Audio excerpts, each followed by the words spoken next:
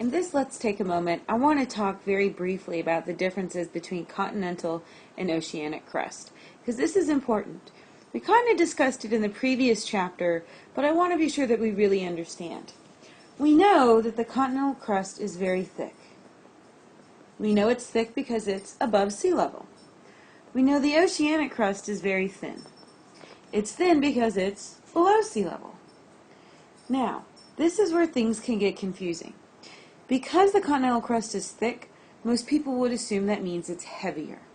And because the oceanic crust is thin, most people would assume that it means it's lighter. However, that is absolutely not the case. The continental crust is felsic. These are words we've learned, so I'm going to start using them. So remember, felsic means it's mainly composed of silica and oxygen. Now, the oceanic crust is mafic, which means it is composed of iron and magnesium. Now, you may not know a lot about silica, but I bet you know something about oxygen. Let's think about how heavy oxygen is. Think about it for a second. Take a deep breath.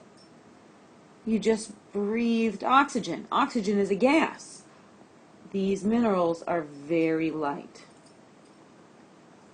Right? Oxygen is all around you. It's very, very light. Now, you may not know something about magnesium, but I bet you know something about iron. Think about iron for a minute. How heavy is it? It's very heavy, right? So these minerals are very heavy. So even though the continental crust is very thick, it is very light.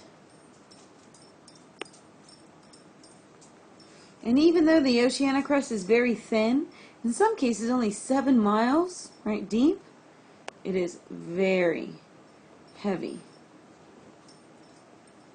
The oceanic crust is heavier than the continental crust, which is why it physically sits a lot lower than the continental crust does. So I just want to be sure you don't get those two things backwards, right? That the oceanic crust is thin, but it's much heavier than the continental crust.